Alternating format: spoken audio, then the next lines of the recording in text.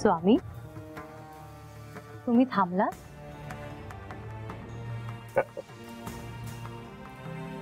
आपण श्री गणेशाला आणि नंदीला आपल्या बरोबर येऊ नका म्हणून सांगितले, पण अजून सुद्धा आपल्या बरोबर कोणीतरी आहे. खरे तर स्वामी, मला सुद्धा तुम्हाला तेच सांगायचे होते, पण मला वाटले की तुम्ही त्यांना आपल्या सोबत घेणार आहात. मी चंद्रदेवांना माझ्या माथ्यावर आणि शेषनागाला माझ्या गळ्याभोवती स्थान दिले आहे. त्यांना आपल्याला इथे सोडून जावे लागेल.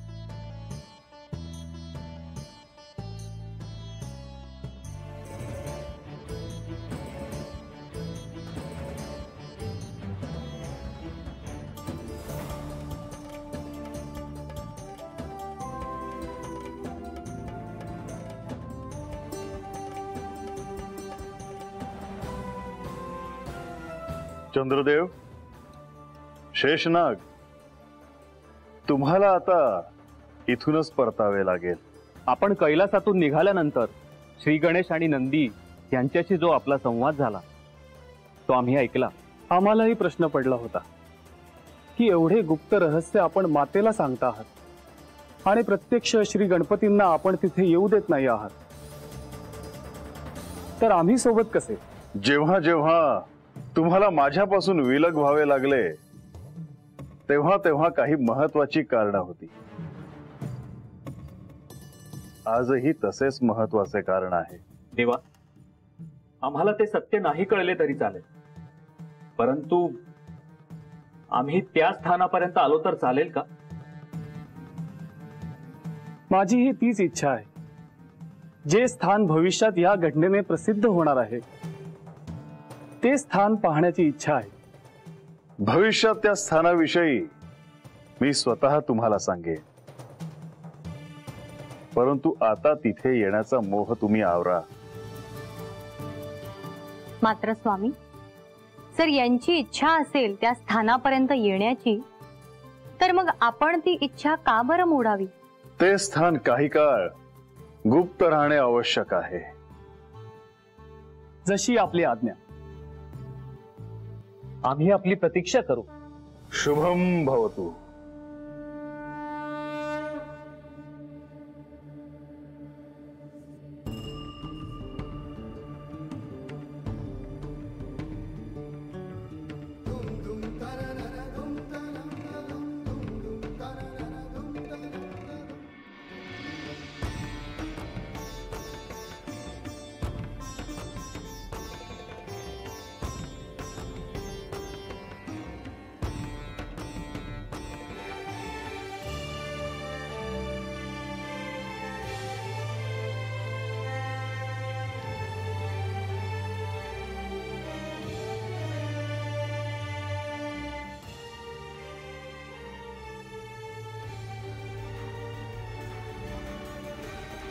पार्वती,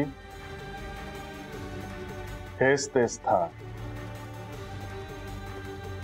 पण स्वामी, ही तर साधारण गुहा आहे.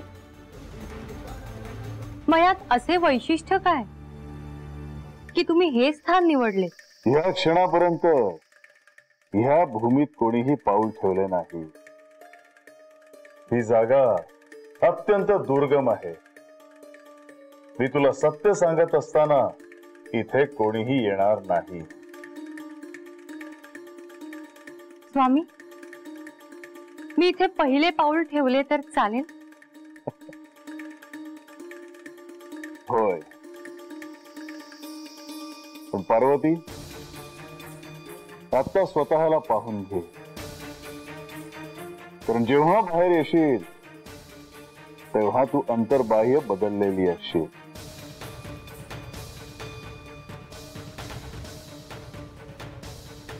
स्वामी, मी त्यासाठी प्रचंड उत्सुक आहे.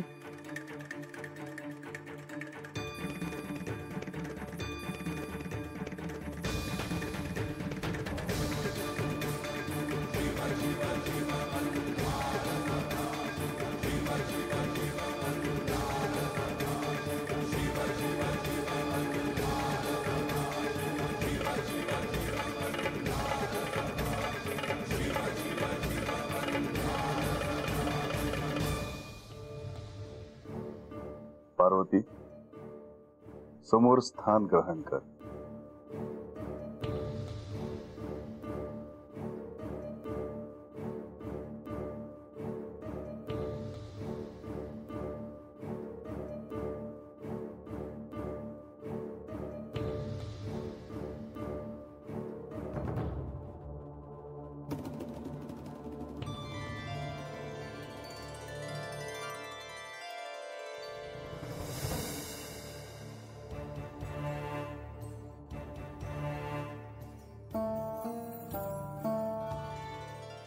असे काय पाहता आहात?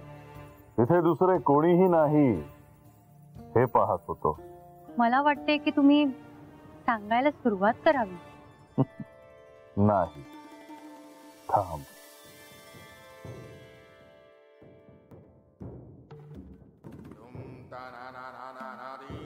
काळाग्नी,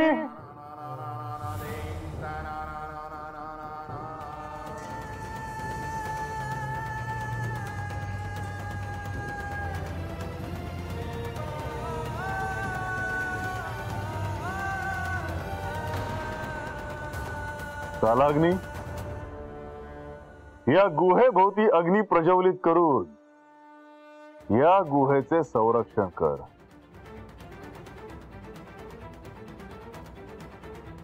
कोणत्याही जीव अथवा जंतूला आतमध्ये येऊ देऊ नको.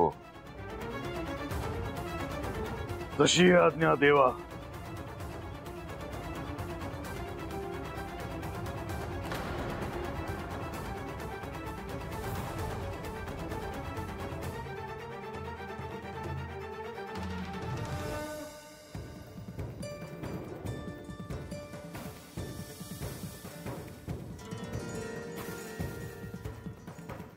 ज्ञानाला या ब्रह्मांडात दुसरा पर्याय नाही आणि ते प्राप्त करण्यासाठी गुरु शिवाय दुसरा पर्याय नाही.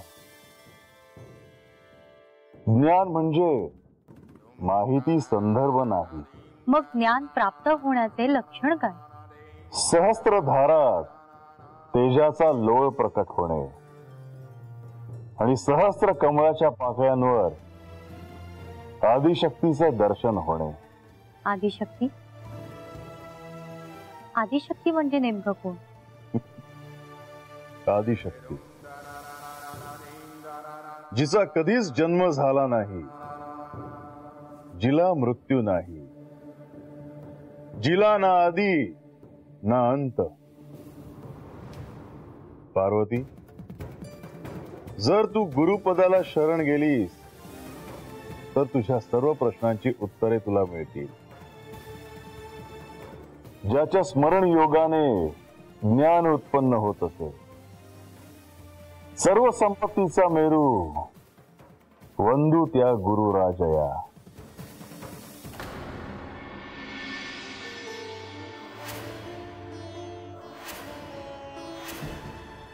महाराज, तुम्ही बराच वेळ काय बी बोलला नाहीत बघा. अशी अद्भुत घटना घडते आहे गडावर. माझे तर सारे शब्दच विरून गेले. काय घडत आहे गडावर? प्रत्यक्ष श्री खंडेराय हिमालयातल्या एका गुहेत अर्थात अमरनाथ गुहेत काय घडले ते सांगताय. तुला काहीच जाणवत नाही? ध्यान लावून ऐक बरं.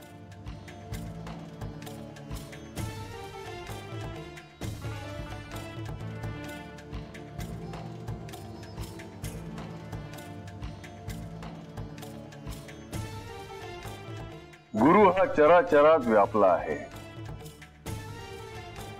त्याचे स्वरूप तुला समजून घ्यायचे आहे. तरी ज्ञान ही शक्ती आहे, ही ओळख. स्वामी जो ज्ञान शक्तीचा, तत्वाला भूषवी बहु, भक्ती मुक्तीचाही दाता, वंदू त्या गुरु राजया. स्वामी, ज्ञानाचे मूळ काय आणि मुक्ती म्हणजे काय?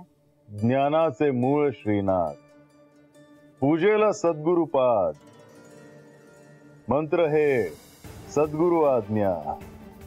मुक्ती ही सद्गुरु कृपा. तुम्ही माझे आराध्य आहात. तुम्ही माझे दैवत आहात. माझे पती देखील आहात. मग या गुरुपदाचे महत्व काय? गुरु आदि अनादि, सद्गुरु श्रेष्ठ दैवत, गुरुहून अधिक न काही, वंदू त्या गुरु राजया. देवी, आज तुम्हाला काही वेगळं वाटतं आहे का? हो, श्री खंडेरायांच्या मुखातून अत्यंत दिव्य शब्द बाहेर पडतायत. स्वाभाविक आहे.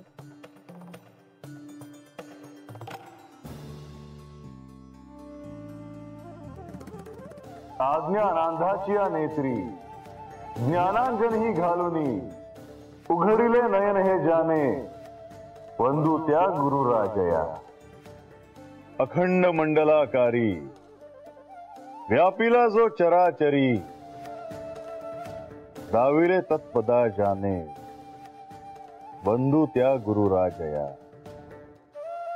स्थावरी जंगमी आहे, नाही रिक्त चराचर, दाविले तत्पदा जाने, वंदू त्या गुरु राजया. चिन्मयी व्यापिला सर्व, त्रैलोकीस चराचरी, असी पदा दाविले जाने, वंदू त्या गुरु राजया. सर्व श्रुती रत्न ही लोळती पदपंकजी, वेदांत गर्भ सूर्याला, वंदू त्या गुरु राजया.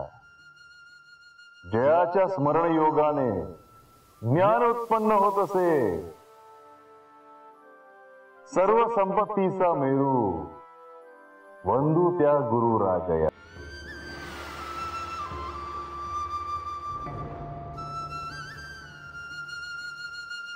शांत शाश्वत चैतन्य, गगनातीत निरंजन, बिंदुनाद कालातीत, वंदू त्या गुरु राजया. स्वामी जो ज्ञान शक्तीचा, तत्वाला भूषवी बहु, भक्ती मुक्तीचा ही दाता, वंदू त्या गुरु राजया. माझा नाथ जगन्नाथ, गुरु माझा सद्गुरु, माझा आत्माची भूतात्मा, वंदू त्या गुरु राजया.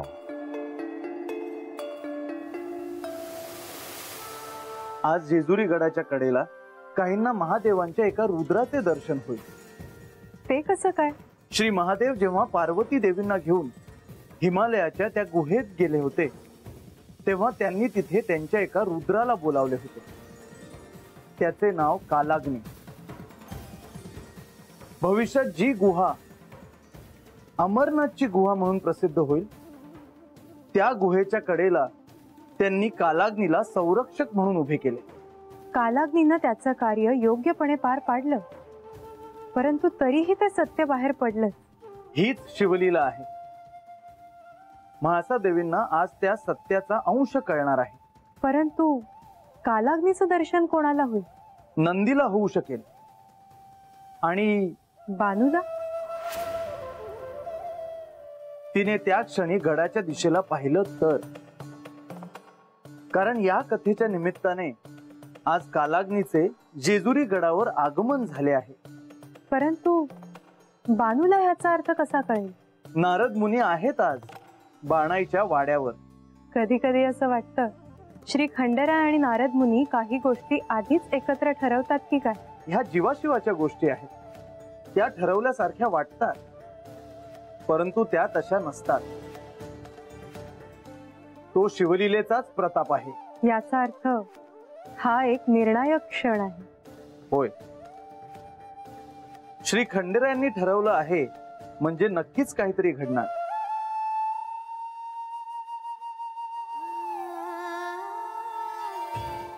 श्री म्हाळसा देवी आणि बाणाई यांच्या हाती काहीतरी लागणार, ह्यात शंका नाही.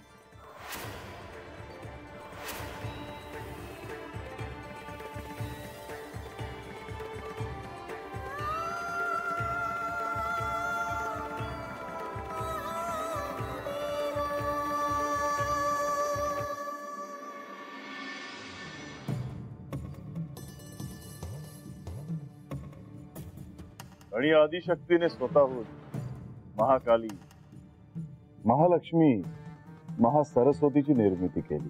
पण मग नेमके ह्यात माझे स्थान ते कुठे? तुझे प्रतिरूप महाकालीचे आहे आणि तू शिवाची शक्ती आहे. तू माझा अभिन्न भाग आहे. ज्या क्षणी तुला नव्याने सगळं समजून घ्यायचं आहे तेव्हा तू गुरुपदाला प्रार्थना केली तर तुला मार्ग सापडेल. प्रभू, तुम्हीच माझे गुरु आहात आणि मी तुम्हाला पूर्णपणे शरण आहे.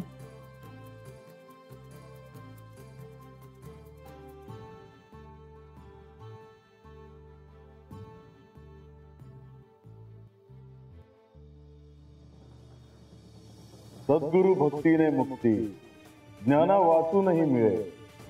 सद्गुरु नाही सामान्य गुरु मार्गी ही शिष्य. कळे ना गुरु सेवेचा मार्ग मानव योनीला. देवी किन्नर गंधर्व पितरा अमरांद्रिका. असो ते देव गंधर्व किंवा पितर यक्षही नाही मुक्ती तया जे का गुरु सेवा परांगमुख.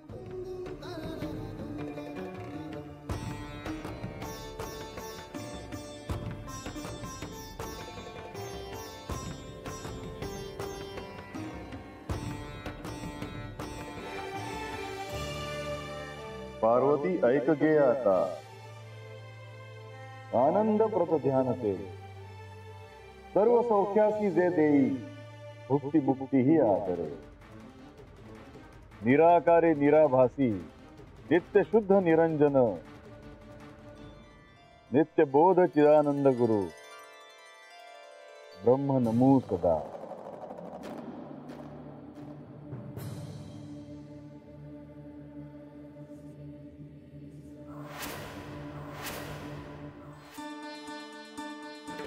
महाराज, अहो तुम्ही म्हणताय ते खरं आहे. तू बाहेर जाऊन गडावर पाहशील तर तुला एक रुद्र दिसेल. कोण रुद्र महाराज? अमरनाथ गुहेच्या बाहेर प्रत्यक्ष श्री महादेवांनी गुहेचे संरक्षण करण्यासाठी एका रुद्राला सांगितले होते.